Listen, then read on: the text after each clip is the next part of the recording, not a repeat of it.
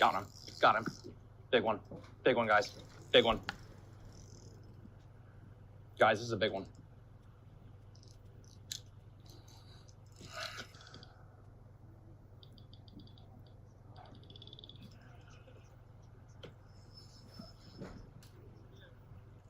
Guys.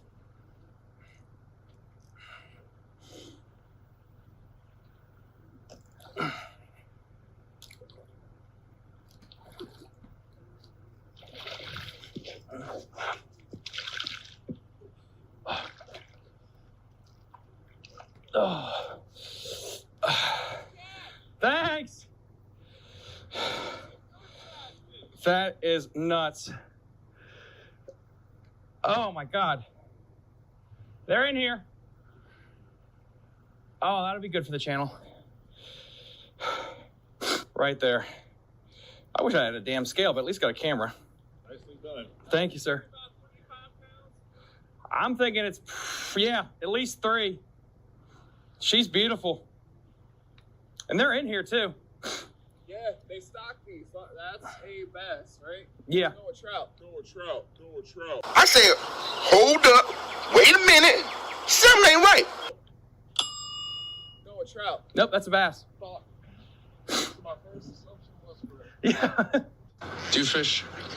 No. You know, people who don't fish think that fishing is lazy or boring, but it is the complete opposite. There are 100 little decisions to be made, variables to be considered, and you're never quite sure what made the difference. Did I cast too high, too far to the left? Did I reel it in too slow or too fast? Is the lure too shiny or too dull? Do I stay here or should I go over there? And you know it's not luck, but you do not know by how much. Because I am never disappointed out here. Because I don't expect anything. Because anything is possible. I can be hopeful out here, even in failure. Because I know if I just go out there around that tree, it might be different. Something might be different. Something I do might make a difference. On my property, you didn't win shit in my yard. Wait. All of you. Daddy, chill. What the hell is even that? You're listening to Fishing the DMV with your hosts, Thomas Ahrens and Jared Mounts. Fishing the DMV is brought to you by Jake's Bait and Tackle, located in Winchester, Virginia. If that doesn't get you jacked up, I don't know what will. Hello, everyone. Happy Monday. How's everyone doing tonight? Can I get a mic check from my audience there? We're starting out with 15 people tonight. That's pretty awesome. Just let me know in the comments section below.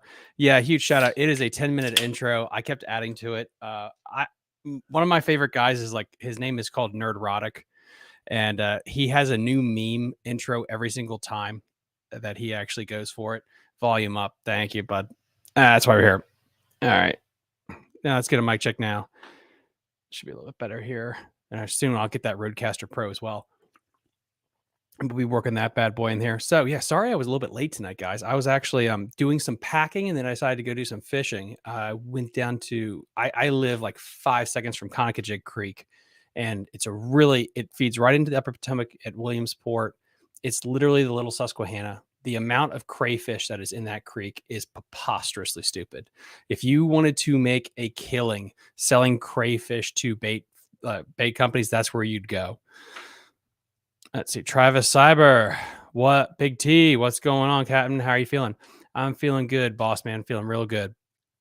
So, yeah, I've got a couple of things tonight. So this is going to be a little bit shorter show than usual.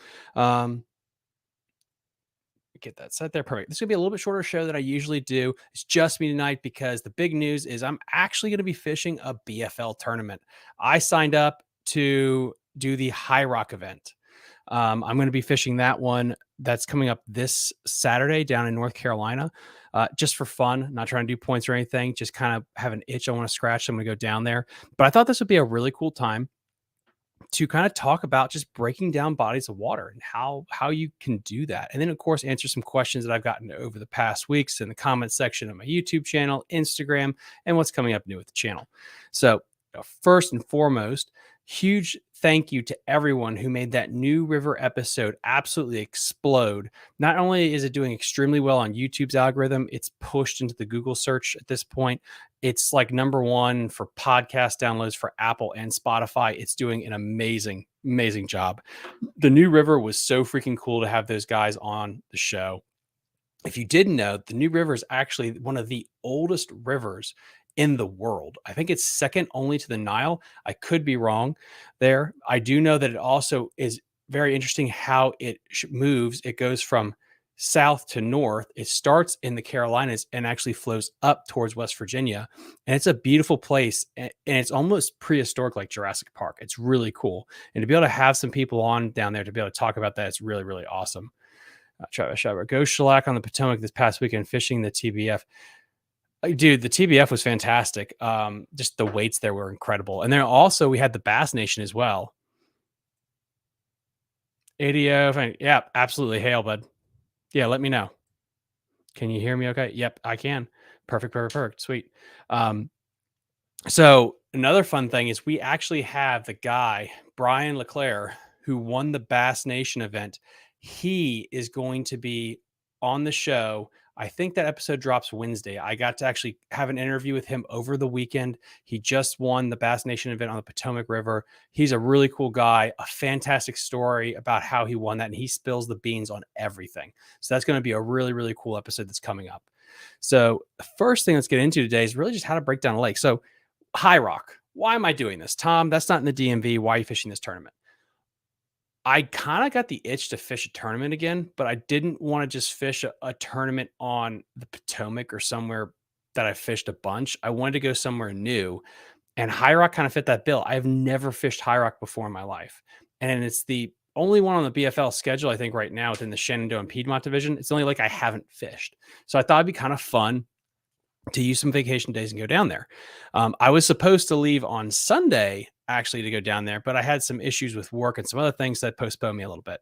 So we weren't even supposed to have a live stream tonight, but guess what? We are here. So I'm going to talk about like how I break down a lake, a brand new lake. And I think this is really important for a lot of people as you're getting into fishing when you start approaching a new body of water. I really believe it's kind of like being a young athlete. If you're a 10-year-old that's pitching, the way you approach pitching a game and how you get yourself ready at 10 will be different at 16 versus 18, 22, and so on. As you mature and grow in whatever sport it is, whether it's baseball, football, or fishing, how you approach it changes. And I think that's important to know when you're looking at a body of water. If you live on Smith Mountain Lake, let's say, you probably will get a knowledge base on that is really hard for somebody that's out of town to compete with. The same token, if you're a guy that fishes the Shenandoah division of the BFLs every single year for the past 10 years, you'll have a working base of knowledge on those bodies of water that time of year. That's hard to compete on with somebody else that doesn't have that. So with that said, if it's your first time going to a lake that you've never been to before, I think you want to keep it super duper simple and ask yourself a couple of questions. What time of year is it? That's very important. Are we dealing with pre-spawn, post-spawn, right in the heat of the spawn? We in the summertime? Is it fall? Is it winter? Questions like that. What bait are we dealing with? What's the topography of the lake like? What cover is available? And the best way to do this is with the old Google Earth. Google Earth is one of the best things that you can be using for this. And what I particularly like to use is Google Earth Pro. And so let's be talking about this right here. Pull that up right there. Perfect. So this is High Rock Lake. What's crazy about this place is it's not much bigger than Lake Anna. I think it's about 10,000 to 11,000 acres, which is not big at all comparatively to like lakes that BFLs will go to. And it's the second biggest lake actually in North Carolina. I believe Lake Norman is number one. And I've never fished this place before. This is the first time that I'm actually really looking at it. And so a lot can be gained by using Google Earth. And I prefer Google Earth Pro, which you can download onto your laptop, because you can actually go back in time and see this place at different times and really get a better idea for the topography. And so what I'm looking for right away when I'm scrolling through here, and let's just take, let's see which creek. Let's go with this. Let's go with this creek right here. There's tons of docks in this place, absolutely a trillion docks. And based on Googling different tournament results, different YouTube videos, things of that ilk, tournaments this time of year can be one deep and they can be one shallow. There is a good dock bite, clearly. There's also a lot of deep cover, bushes, things like that. Just Carolina stuff, 101. Now, this is something I also want to we're going to try to categorize all my thoughts here, and hopefully it comes across as being coherent. In a BFL style tournament, depending on the lake, you do not necessarily need to have that offshore live scope bite to be successful. And I know everyone in the comment section is going to be going, Tom, what do you mean? What about my lake? Yes, there are specific lakes that set up that even if it's a one-day or a multi-day event, live scope gives you is a huge importance. It's a massive tool. But there are different lakes, different times of the year, where that kind of levels out, and especially in one-day events. So in a BFL style event, all you need to do is catch five good ones. That's it. You don't have to seize fish. You don't have to husband them over a 3 or 4 day event. So with that in mind, it does level out the field a little bit compared to, the longer events on how many fish you need. And with that, you can kind of luck into a couple of shallow ones. But then again, it depends on if there is the availability for a shallow bite. That comes to the time of year. Well, if you're pre-spawn, or let's say late pre-spawn, going into that spawn, that's when the wacky worm plays. That's when those dock bites play. Things of that ilk really, really start helping.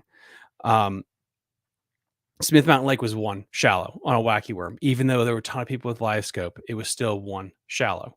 So just because you may or may not have live scope doesn't mean you can't be competitive in tournaments like this, especially when it's a one-day event.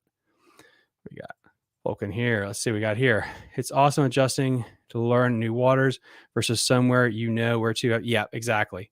Specific weather. And that's what we're going to get into now. So the biggest thing I was looking through this for is trying to see how much riprap I can find. So I really, really believe, since this is my first time going to this lake, even though it's 10,000 acres, I am not going to have enough practice days to break down the whole lake. I can't do it. This is my first time. I am not going to be able to graph and get 6,000 spots. I can't. Maybe I can get 20 offshore spots if I'm lucky, fish them and know. But the ability for me in, let's say, 48 to 72 hours of practice time to fish the whole lake, that can't happen. You can't, especially with how many docks. You have to pick a section. And this comes down to the most important thing, I think, in fishing. Whether you fish a dock or a stump or a brush pile, you've got to pick the right section. And that's really, really hard to do on your own, period. Spoiler there. If you have friends, and let's say you have a house and you and 6 buddies are going to go down and fish this weekend. And this is a classic example, especially for group tournaments or team tournaments, something like that. I just want you guys to keep this in mind. What I challenge you to do is on a lake like this. Let me bring this one up here so it's a little bit tighter here. So if you have a house, you go down there with like 3 or 4 of your buddies, first time fishing a lake. What I suggest you do is you break the lake into 2 or 3 sections. On day 1, all 2 or 3 boats fish section 1. On day 2, you fish section 2 or 3, depending. At the end of those 2 days, come back and start communicating and talk about what you found. What you're looking for with this kind of pattern, and there's a lot of pros that do this, which section of the lake is on right now and which section of the lake has the most fish in it. Because regardless, if you go into the back of a creek, if it's not the best place, you have a lower probability of having success and winning. Okay. And this is what a lot of times professionals will do when they travel together. If you get 2 or 3 boats that are working together, it's not necessarily to get waypoints, but it's just to get a vibe for which part of the lake is actually on. So again, if you and your friend are going to go travel and fish, instead of you guys running up and down the lake and one fishing up, one fishing down, both fish down together. So example would be if I went right here and I cut this thing across and we have these 3 major creeks. I would say these 3 major creeks, boom, that's all you're going to fish day 1, possibly. After day 1 talk, if neither of you guys caught anything and you're fishing a lot of the same things, there's a higher probability that that place is just not on. And again, let's say you have 3 boats or 4 boats specifically, and no one's catching shit. That part is probably not on. Move to the next spot with confidence that, okay, right now that part of the lake is not on fire. So that's approach 1 that works the best if you have the ability to do that. Now, if you don't, what I suggest to do is pick a major creek arm and just stick in that arm no matter what.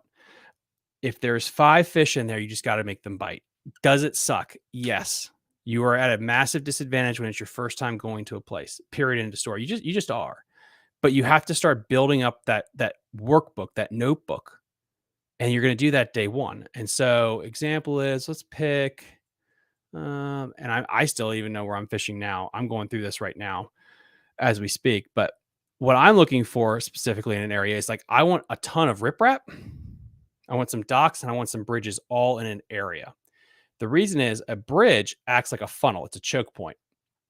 And so right here, I have a massive choke point that all the fish that are either entering or leaving this creek have to go through. That also means it's going to funnel all the bait and create current. So now I have a current point. So this is something I'm really going to look at here. Number 2, riprap.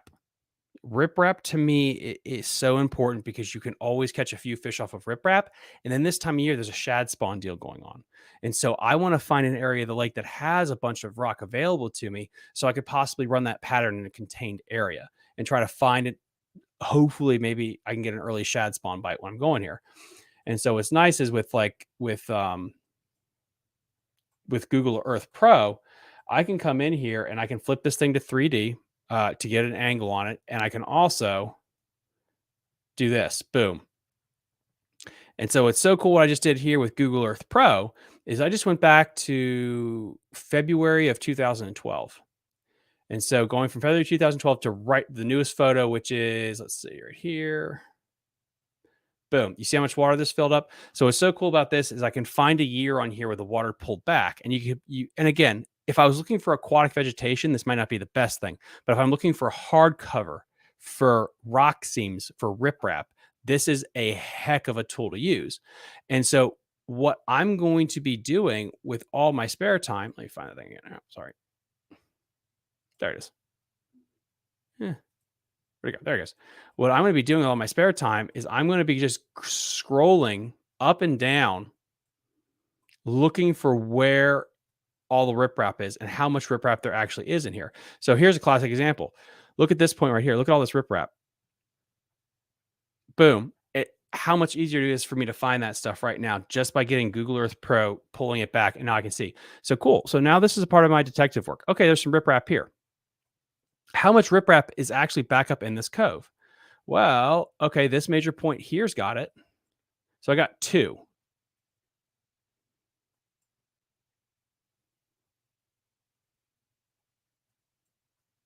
I got some 3.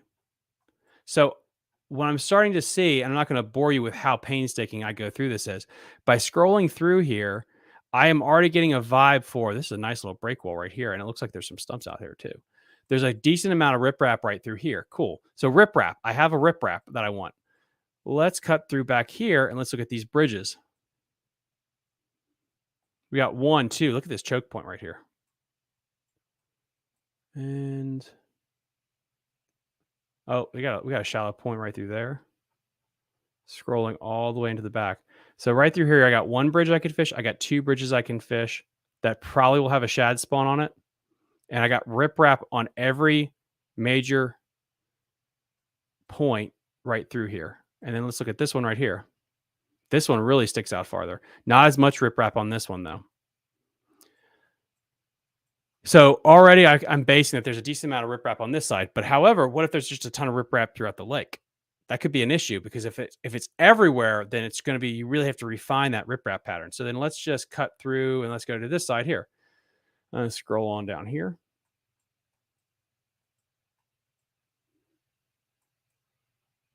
This bank is a lot steeper though.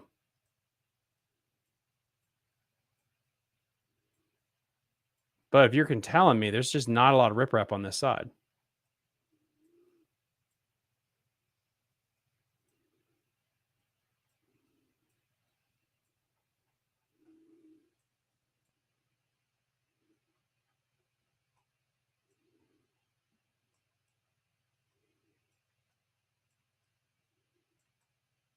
Hello. Boom. Look what we just found here. What is this? I have no idea what that is. But if I go to the newest one, you can't see that stuff. But let us get back to, there we go.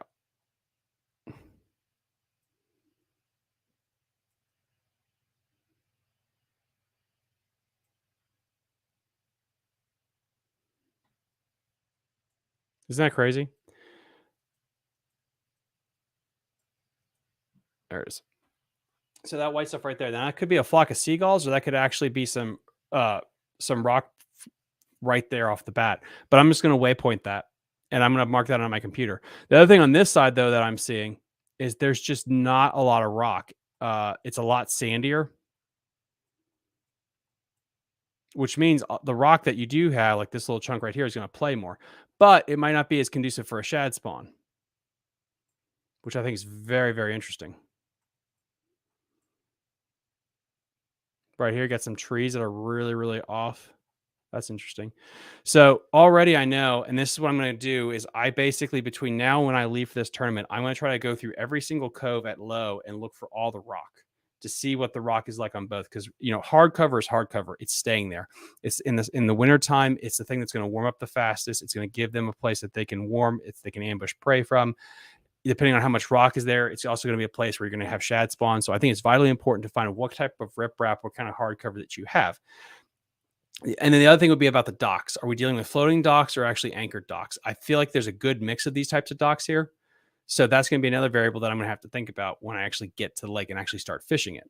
The other thing is the type of bait. I do not think this lake has a lot of blueback in it at High Rock. So I think that's something to also keep in mind. However, look at this right here. You have this channel right here. You have a ton of rock right through here. That'll be something I'm going to waypoint and check out as well. And that's right on the main lake, right through there. And then we're going to scroll up here a little bit ways, and we're going to this. We're going to go into this nice little cove right here.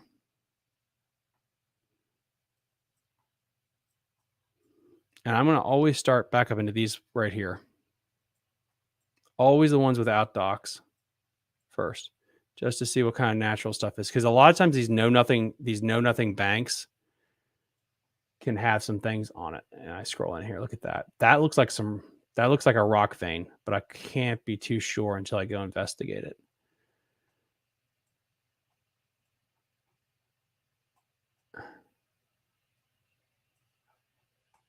Let me know if you guys have any questions in the comment section while I'm doing this. I'm basically doing homework, trying to break this down for you guys, how I break down a lake. All right, here we go. Look at this bridge at low tide, or low tide. Look at this bridge with the water pulled down.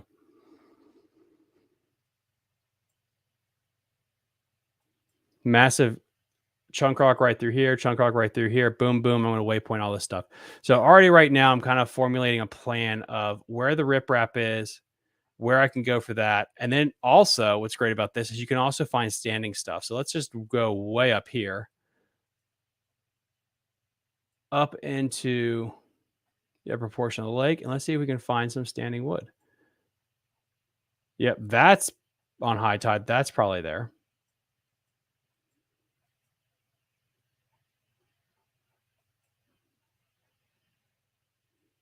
Also, look at this channel. So this channel is really narrow at the upper end of this lake. So it's more like a river, really, at the top. Interesting. Interesting. Ooh, this is a very pointy point.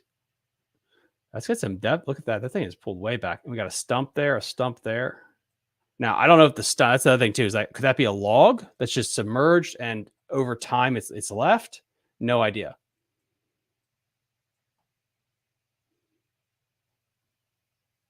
That is interesting. Look at that. That is some chunky chunk rock right there with a dock.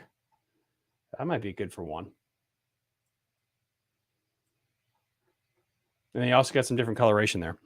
We got, Daniel, does anyone have any tips for fishing River Bend State Park?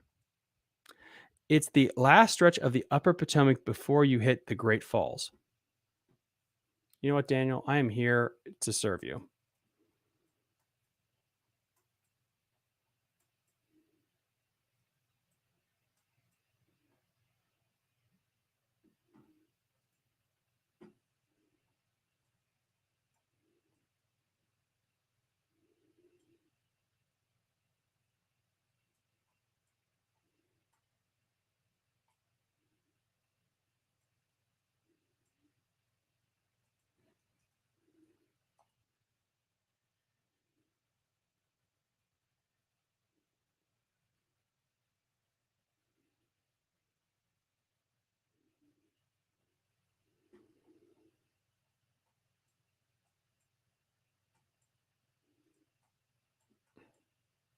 So the biggest thing with there is I'm assuming, Daniel, that the current is it's in low pool, correct?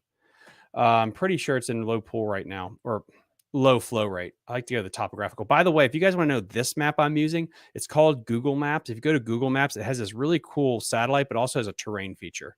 And I kind of like the terrain feature because it makes the water pop a little bit more. And so you can get your bearings before you switch back to satellite. Satellite will give you a little bit more detail of things that are in the water structure, but you go to terrain and it just makes the water pop more. So I like to bounce back and forth between them. So anyway, my apologies. So Riverbend State Park right here. You got the canal, which I'm assuming you're fishing on this side, so that's going to be an issue to try to swim across.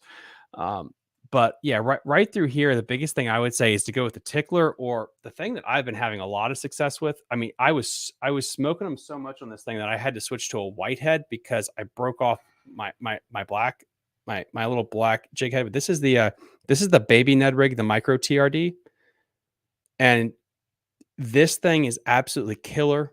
Just go with your green pumpkin. It's absolutely the perfect color. Use that all the time. What's nice about this is it gives it that little bit smaller profile, so everything and its brother will eat it. What's also cool is you can cut this down a little bit and you have basically a power trout magnet. And you can catch suckers, you can catch rock bass, you can catch anything that swims with this thing. That's why I love it so much. Is I keep this basically in my truck, and I can go down to Conacajig Creek or Upper Potomac at Williamsport. I can throw this out there and I'll catch something. So long day at work, you're stressed because, things are going on in life. Tie on this baby Ned rig, go on out there, you'll hook something and you'll just be able to relax and de-stress, which is what I like to do. So hopefully that helps there. Getting back to more of a lake map breakdown for you, what I would say to do is get right here. Daniel, are we talking about walking this thing? Or are you talking about kayaking this thing? Give me a little bit more intel here before I send you like 6 miles up here on foot and you're like, dude, I can't do that. Because yeah, if you're just starting from right here, I would say get into the flow, get into the riffles. Luckily, you have this path right here. Daniel, I don't know whether I should be fishing the current north of the launch or fishing the deeper, slower moving water of the bank south of the launch. Gotcha.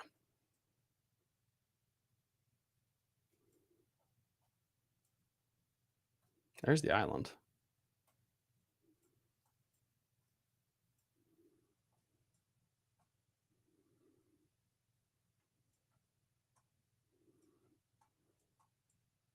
That right there looks good.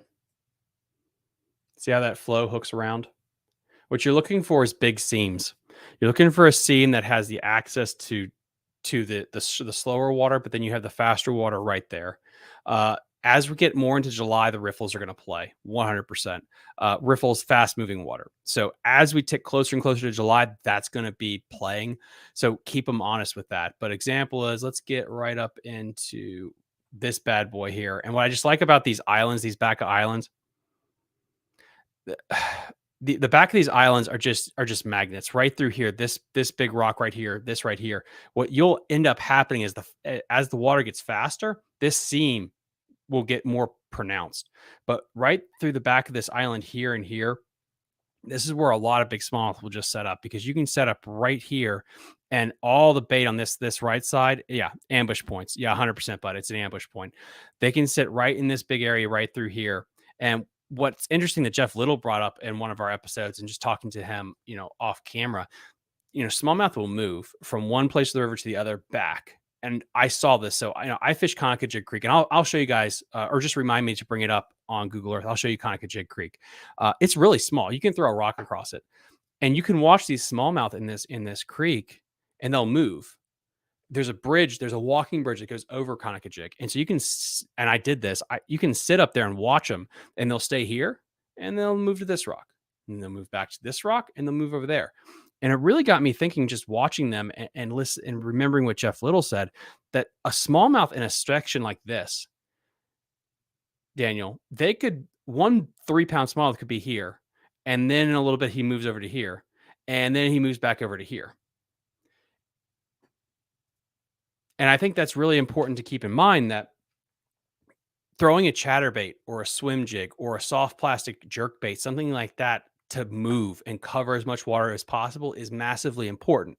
If you can cover a lot of water in this section, so this part of the river here, I would fish the whole thing if possible with something fast moving. Once I caught 1 or 2, when I go back there, then I would mix it with the Ned rig. That's a perfect world. But if I had to really narrow it down because I was in a time crunch, yeah, I would try to fish right behind these 2 islands here, this island right behind it there, and then work the front of it. Hopefully that helps. Kayaking, yeah, if you're going to kayaking, then it's really easy. You can float and just hit all of it. And that's the thing too about a river system. That's the thing about a river system too, and it's so much fun when you get to talk about all these like legit river anglers, because I am not a legit 30 years of experience river angler. The fact is, like, these rivers are not like the Susquehanna necessarily, where they're super massive, Mississippi type of thing, where it would be hard to fish the whole thing. But the Potomac, the upper Potomac, the Shenandoah, places like that, it, how long does it actually take you to make 2 casts? You know, the upper Potomac, an example, up in Williamsport, you can pretty efficiently in certain places, you can fish both sides of that river and break down in 5 minutes where they're at. So an example is if I'm floating in a kayak, and let's go to this section here. If I'm floating in a kayak, I would be able in this section here where it's really narrow, I would be able to fish from here to here both sides, and with my eyes visually see where the smallmouth are setting up. And so if I start fishing through here and I see them all in the outside bend, boom, I know they're going to be on the outside bend of the river. I'm going to start fishing that more. So it's not a 1 or a 0, and I think that really gets us into issues as anglers when we try to be too much of it. It's all or nothing. When you're dealing with such an area so small, don't be afraid to fish all of it real quick. It takes you 10, 15 minutes in that area, and then you'll know real quickly where they are. Then you can get really micro later on. Dave Smith, I'm sorry. If you head north to where the power lines cross, there are plenty of areas to wade and catch smallies. Yes. Let me go back to my other map. Oh, actually, no, sorry, wrong map. There it is. I think this one has the power lines. Waste time, cross, wade away, catch power lines. Sorry, not power lines, but the gas lines. Yeah, up near here. Up right through this whole stretch right through here. And even right into here where this creek comes in, Muddy Branch Creek, that's also a really good spot too. As we get into summertime and you get that cooler water from the creeks, that really will start playing to all these creek entrances. So, and then again, if you can't see it with that, go to terrain map on Google Maps and it'll pop right up and it'll be easier to see all those drainages. It's the same thing with right through here, like Sandy Branch, same thing. Anywhere you have water flushing in is going to be an absolute mega hotspot for it. I meant kayaking trips and wading trips. Wouldn't be wading while having the kayak with me. That would be interesting. That'd be exciting. But I've done that before too. Days I don't want to take the kayak. I would wade into the river. Yeah, it's more understandable. Yeah, like 100%. So yeah, hopefully that helps. And then Conica jig. Yeah, I told you about that, guys. Where are we? This is my home waters. I know people are going to get upset at me online that I'm wrecking an area. So here's the speedway. Oops, sorry. Terrain. So this is the speedway right through here. This is Highway 40. There we go. So this is the speedway. This is Highway 40. This is the Hagerstown Speedway. And then right through here, there's actually a bridge. You see this Wilson Bridge? You're not going to see that on terrain mode. Switch to satellite. Boom. And so right through here, there's a park. And there's tons of places along this whole creek that you can go. This place is absolutely chock full of 2.5 pound smallmouth. Okay, I'm going to say you're not going to catch a lot of threes. You might in the early spring catch a couple of threes, but still, the point is this river, you can wade the whole thing. And there is a shit ton of smallmouth in this thing. But you can see how narrow it is through here. And so when you get down into these stretches, you can fish both sides and kind of figure out where they're going to be setting up. And what you'll have is you'll have these little indentations. And I really think like small creeks are just a microcosm for bigger rivers. You're going to have deeper water with stuff along the sides of the road, along sides of the bank that are going to create a current break option. Those will hold fish. And then you're going to have riffles, hardcore riffles that create a huge, deep dugout behind them. Those will have fish. And then just learn how to read the water. Yeah, the grass in there there's tons of grass in there too. That guy who works at Precision Tackle sent me waiting on jig off Crossbay Road. Oh, dude. Yeah, that place right there is so freaking good. And it's absolutely a lot of fun. Again, it's going to be hard to get pressured to it because there's no boat access. You can't really, you could in theory kayak it, but it's like 12 hours. You're going to be floating for like 12 hours to get to where that thing dumps into where that thing gets in there and dumps into the upper Potomac. But that's a fun little creek that you can just wade. Anyway, so with that said, if there's any more questions, keep them coming on this stuff, guys. I'm going to get back to what I was talking about earlier, which was breaking down this massive reservoir in North Carolina, High Rock. Now, the other piece of information that I would have here for you guys when it comes to fishing a brand new body of water is figure out where the majority of the tournaments are going out of. I think this is massively important if you're just trying to go out there and have success. Here's why. If you are going to the Potomac River for the very first time, let's just say, like, legitimately, like if you're going to the tidal Potomac River for the very first time, one of the places that you can start and always have success is if you go into Mattawoman. Not only does it have the best, the most consistent cover, it has generally good aquatic vegetation, everything a fish needs to live there 24/7, 12 months out of the year. The other thing that it has going for it is it has Smallwood State Park, and there's a ton of fish dumped in it every other weekend. Same thing with Leesylvania. You're going to get some fish caught there. It helps to know if you're fishing a one-day tournament somewhere, just where that is. Am I saying you need to base your whole plan on it? Absolutely not. But for Kerr Reservoir, it's Nutbush. That's where there's a ton of tournaments that take place and dumps a bunch of fish. Is that a big place? It is. But my point is that gives you these little pockets where you know that it always gets replenished. Go check those places out. A lot of people overlook those areas because they call them retreads, which is not a fair assessment because with the amount of tournament pressure that goes on now, it's just a fact of life. And it's just something to kind of keep in mind here with that. Now, with this time of year, I'm thinking there's going to be another thing playing. I think there is going to be a bluegill spawn that I could play into. So how could I right now figure that out? Well, what I'm going to do, I'm going to go find some pockets here. Let's go right here. What I'm going to do is I'm going to get into the back of some of these pockets right here. And I'm going to look for some vegetation and to see if I can see the classic donut rings. If I can see those classic donut rings, I'm going to waypoint that. I'm going to go check it out. But the other thing I'm going to be looking for is aquatic vegetation. Power lines. That's huge. So these power lines right here, that also tells me for some reason, I don't know why, chat, help me out if you think this is true or not. Power lines, for some reason, there's always fish around them. So these power lines here, I'm probably going to check out and practice as well. But as we get back up in here, it looks like there is a ton of trees. Look at that. Aha. So it's shallow back up in here. I just adjusted. That's super shallow. Whoa. Tons of trees back up in there. That's going to be good. This is the main creek then that spills out. Interesting. That's interesting. Okay.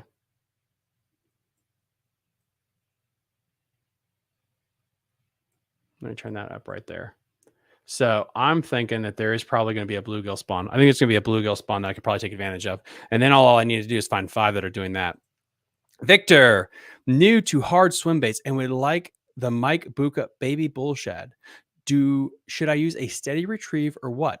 So anytime that you're going to do a swim bait, generally speaking, now, if you would like more of an in-depth thing, SB Fishing, he does a lot of great stuff on that. I would also say Milliken or Tactical Bassin as well. Those guys, they're Gandhi. They're way better than I am. You really want to mimic what that thing is going to do, that fish is going to do. If you are fishing a shad spawn type deal, you want a little bit more aggressive of a retrieve. If you are fishing a blueback thing, you're going to want a extremely aggressive retrieve if you're fishing a blueback lake. If you're fishing around here, a pond, something like that, a slow meandering retrieve works best, where you're slowly going, and every now and then crank the handle hard. Slowly crank the handle. Because those fish are going to be sharking that thing. They're sharking it, and then when it has that sudden jolt, they're going to commit to it. The Mike Buka one is a really good one. I would also suggest doing a glide bait. That's really hot right now, but don't go with a super big one. Go with a hot colored, I would say maybe a 5-inch one, river to sea, because you can also catch smallmouth on that thing too. Especially if you go with a little bit smaller one in hotter colors, like chartreuse. That would work really, really well. I usually burn, pause, or slow roll, twitch. Yeah, exactly. That works extremely well too. And that's something else, guys. Let's talk about for a minute how well the glide baits have been working right now for the pros. There are so many big tournaments right now that are being won on glide baits. It's insane. And spoilers, the guy that just won on the Potomac River, the title Potomac for the Bass Nation, he used a glide bait. He used a big glide bait. Come on, really? That's so cool. I think that's really cool. And that episode releases later this week, and we'll get into it more in that conversation. But on the Tidal River, he caught him on a glide. Everyone's catching him on a glide right now. And I always thought that the glide bait would never get as much mainstream appeal for two reasons.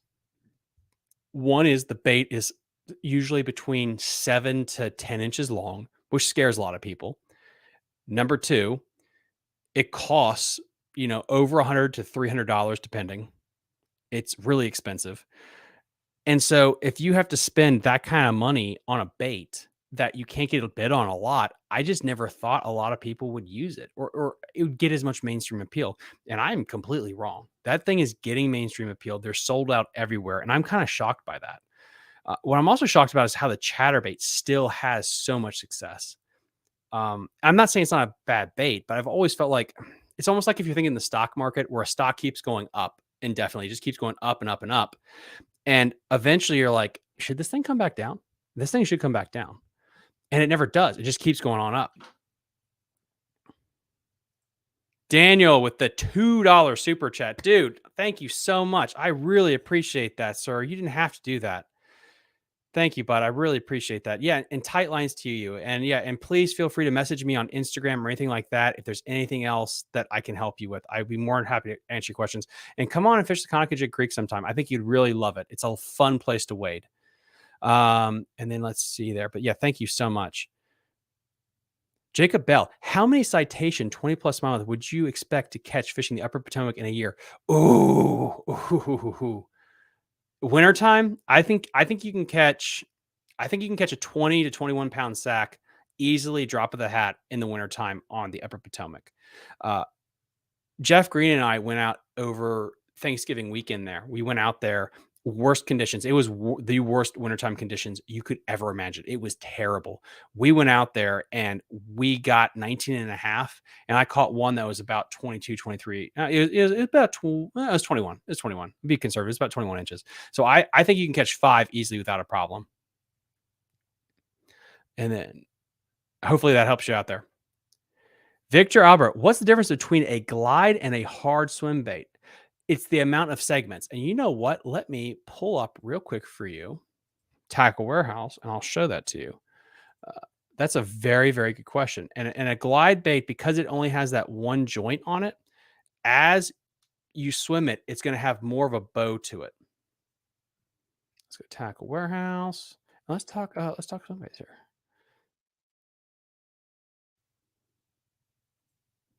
And we got David Williams with a $10 super chat. Guys, dude, thank you so much. I appreciate that. You really didn't have to do that.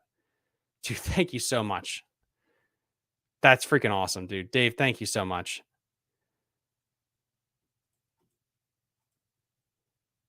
And then let's go to swim baits. Okay, cool. So, Jacob, can I answer your question here?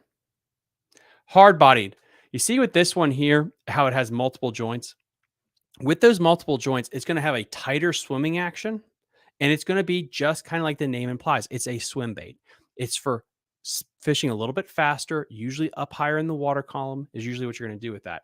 A glide bait, I mean, anyone will do, but let's go. What's a stereotypical looking glide bait? This one looks like a stereotypical glide. You see how this has one joint? This one joint, what that does is when you crank the handle, think of it like a jerk bait. But with a jerk bait, when you hit the jerk bait because of the bill, it's going to dart left and right more in a downward motion. With a glide bait, it's going to stay pretty much in that same water column because it's slow sinking, but it's going to undulate. And this is a top-down view. It's going to go left and then right, and then left and then right, just like that. And then depending on the make and the model, they will have a wider walk the dog action underwater. And maybe I should have just said that to begin with. It's going to be walking the dog basically underwater.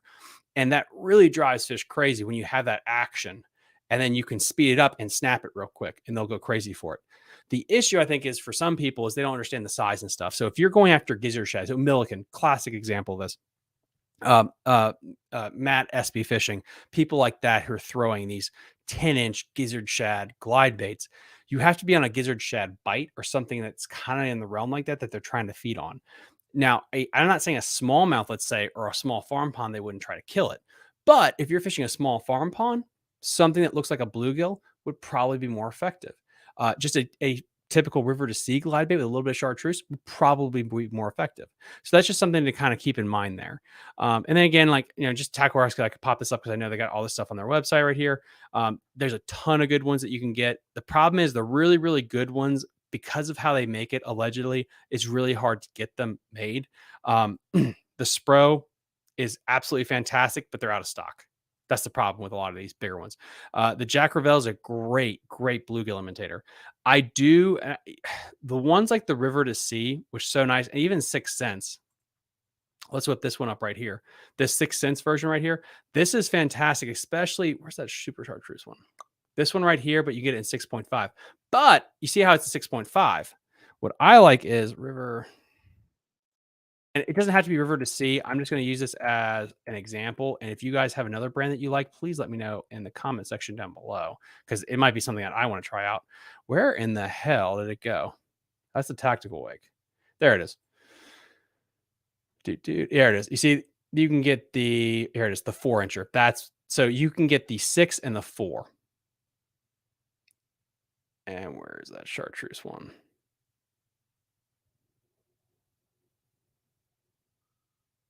The light trout is a banging color, by the way. That light trout is really, really good.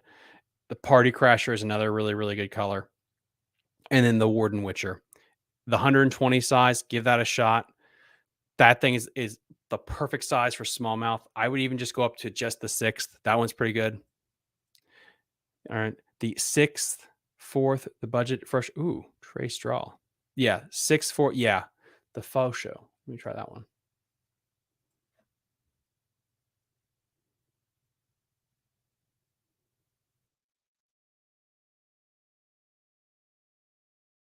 I can't type.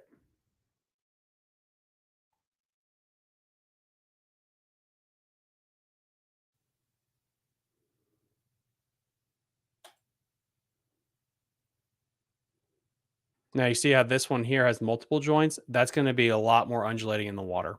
So yeah. Hopefully, guys, that kind of helps out. Helps out with that. Just that visualization there. I can't believe that we have 20 people actually here today talking. So when it comes to episodes that are dropping this week, we have a back-to-back Potomac River special going on this week. The first one we have the Bass Nation winner. He's going to be coming on this Wednesday. And on Friday, we have the Upper Potomac with a local legend. He's going to be coming on, that one's going to be pretty cool. And he's going to talk about how he's fished the Upper Potomac over the years. Spoilers, Swim Jig actually plays on the Upper Potomac, which I'm completely shocked about. But yeah, he said he's had a ton of success on the river. I just want to get through there. And then we got Victor with a super sticker for $5. Dude, thank you so much. I really appreciate that. You didn't have to do that. I mean, guys, and then thank you so much. I really appreciate you guys all supporting the channel. If it isn't for you guys really watching this on YouTube and coming on the podcast and listening to it on Apple and Spotify, none of this would happen.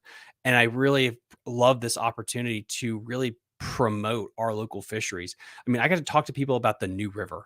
That was so cool. The New River you forget that that's part of Virginia almost. And so that is so much fun to have those people on talking to the DWR about the issues, the spotted bass, and the Alabama bass invasion that's happening. That's so much fun. Having really cool tournament fishermen that you haven't probably heard of because they're local sticks on the show and listening to their stories about what this place is like. So this has been an absolute ball to be doing this. Let me try to get through the rest of these chats real quick, and then we'll be good. And then I think we're going to call it a day until next time. Good ambush point, good cutting, good tip on cutting down the micro Ned rig. Yeah. If you cut down that micro Ned rig, I mean, you're already taking a bait that's super small and then just trimming it down just a little bit more. And pretty much with this one bait, you can catch anything. Whether you have to cut it down a little bit more or not, you'll catch everything pretty much with that sucker. Let's see right here. Making sure I get through all these super chats. Yes, Travis. Yep, absolutely got shellacked. And then I did have some questions on the old, I think Facebook. I gotta check old Facebook out. Hey Thomas, you fallen off a horse recently? Inquiring minds want to know. So Chris, no, I actually do barrel racing with my wife. I've done that since I was 18 years old. I've been doing basically, it's called mounted gaming, which I think the thing that's closest to it is like barrel racing. Basically, it's a team sport. So yeah, but you have to jump on and off a horse and grab crap at like 100 miles an hour. So yeah, I do that in my spare time. And this year I committed to a team for that. And I committed to that team a year or two ago to ride this season. And so after that's done next year, I'm going to be fishing a ton of tournaments. I'm going to be fishing the whole NVKBA series, and I'm probably going to be fishing a BFL circuit, possibly. And then this year, of course, I'm also fishing the Antietam Bassmasters. And then with all that said, next year I will be videoing all of this footage and breaking it down, because hopefully at that point, this channel will be having a bigger sponsor to finance everything, so I can actually have more time to do just videos of me fishing. And then the final thing is we're going to be doing some really cool hidden gems episodes. We're going to be doing one really cool one with Jeff Green later this fall. I'm going to be shooting that. It's going to be, hidden gems, you guys don't know, is more of like a documentary series of different waterways. I'm going to do a hidden gems with him. And I'm talking to the Maryland DWR to do a hidden gems on Deep Creek Lake. That will be fun if I can get that going. So yeah, that's what I got going on there. I appreciate you educating people even down here in dude. Yeah, I'm happy to help anyone and everyone any way I can. So basically next week, same time on Monday, we're at Monday Night Live. I'm pretty sure we have Billy Coles of Smith Mountain Lake Guide Services. He's going to be doing a live stream, so he's going to be joining us next week. I'm also going to be giving you guys a recap of fishing this high rock, BFL in North Carolina, which is really going to be fun to get back out of the state of Virginia and be fishing a tournament again. But guys, if you could, please like and subscribe to the channel. If you're just listening now, it really helps in the algorithm. I'm getting close to 3,000 subscribers on YouTube, which is insane when I haven't been doing this for 2 years. So the amount of growth that we have been seeing is absolutely incredible. And it's literally thanks to you guys. So please hit that like button, subscribe to the channel, please spread the word, and let's get to 3,000 subs together. And until next time, I will see you on Fishing the DMV. Bye. You're listening to Fishing the DMV with your hosts, Thomas Ahrens and Jared Mounts. Fishing the DMV is brought to you by Jake's Bait and Tackle, located in Winchester, Virginia. If that doesn't get you jacked up, I don't know what will.